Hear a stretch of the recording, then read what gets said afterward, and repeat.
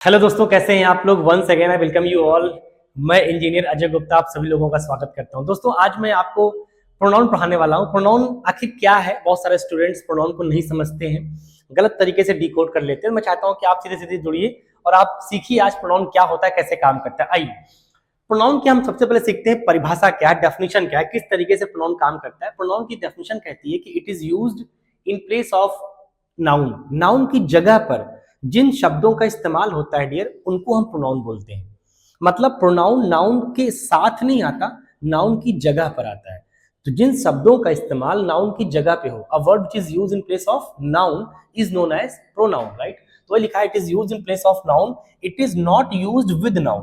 हम नाउन के साथ यूज नहीं करते बल्कि नाउन की जगह पर करते हैं। For example, he, she, it, I, we, they, you, this, that, these, those, ये सारे प्रोनाउन है। आखिर इनको हम प्रोनाउन क्यों बोलते हैं?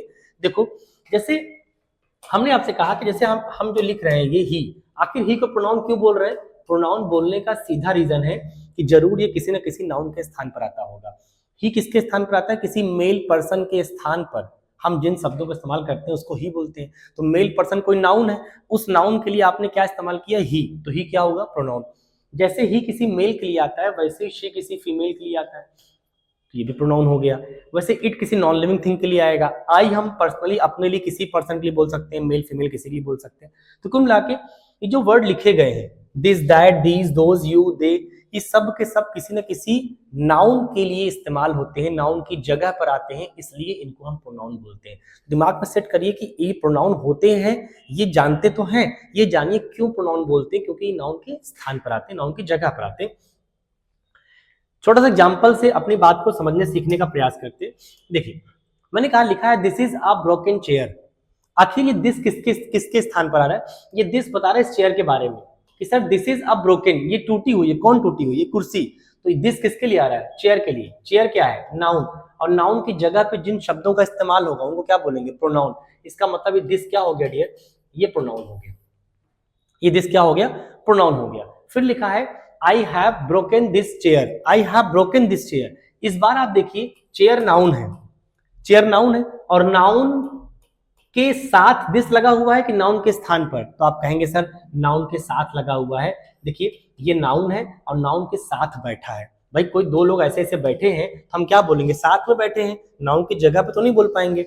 इसका मतलब है कि प्रोनाउन तब इसको नहीं बोल पाएंगे। क्यों? क्योंकि नाउन के साथ बैठे वाले शब्द को हम प्रोनाउन नहीं बोला करते, बल्कि नाउन की जगह पर जो आते हैं उनको प्रोनाउन बोलते हैं। तो ये दिस तो प्रोनाउन है क्योंकि ये नाउन की जगह पर आया है, लेकिन ये दिस प्रोनाउन नहीं है क्योंकि नाउन की जगह पर नहीं आया बल्कि नाउन के साथ आया है। तो ये दिस प्रोनाउन नहीं है। तो क्या है? ये आगे वाली क्लासेस के अंदर आपको सिखाया जाएगा। फिलहाल मैं कमेंट कर दे रहा हूं, ये एडजेक्टिव है, डिटर्मिनर बोलते हैं बेसिकली इसको। अभी पार्ट्स ऑफ स्पीच में हम एडजेक्टिव बोल दे रहे हैं इसको।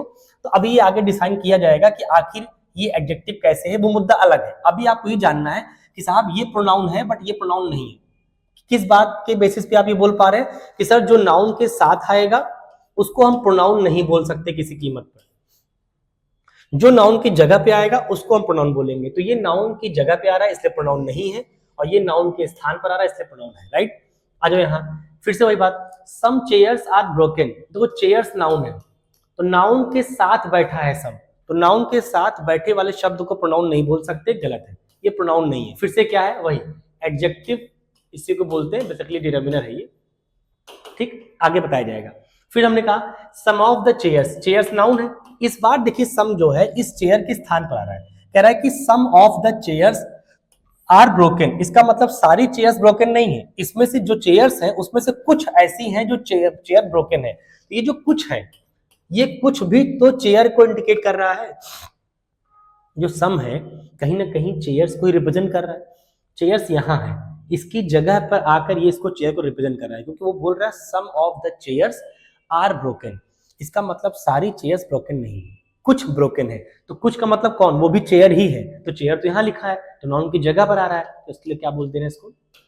प्रोनाउन। तो ये प्रोनाउन है, ये प्रोनाउन है, बट ये दोनों प्रोनाउन नहीं है, जबकि दोनों सेम ही सेंटेंस के अंदर दिखाई पड़े, दोनों के मीनिंग सेम है। अंतर समझिएगा बेटा, इसी में गलतियां होती हैं लड़कों से। लड़का प्रोनाउन क्या करता है? प्रोनाउन को समझ लेता है कि जिसको हम प्रोनाउन बचपन से जानते आ रहे हैं कि दिस, दैट, दीज, दोज, ना, इनको हम प्रोनाउन मानते हैं। हमेशा प्रोनाउन नहीं होंगे, आपके मानने से नहीं माना जाएगा। प्रोनाउन की डेफिनेशन वहां पे फुलफिल होनी चाहिए कि नाउन के स्थान पर आएगा तो प्रोनाउन बोलेंगे, वरना नहीं बोलेंगे, राइट। तो ये बात ध्यान रखिएगा। आशा करता हूं कि आपको प्रोनाउन की बेसिक अंडरस्टैंडिंग डेवलप हुई होगी कि हाँ सर ये प्रोनाउन कैसे होता है, कैसे डील करते हैं। मिलते हैं नेक्स्ट वीडियो में अदर सब्जेक्ट्स को लेकर, अदर टॉपिक को लेकर, फिर आपसे मिलेंगे। आज तक के लिए bye bye, thank you so much.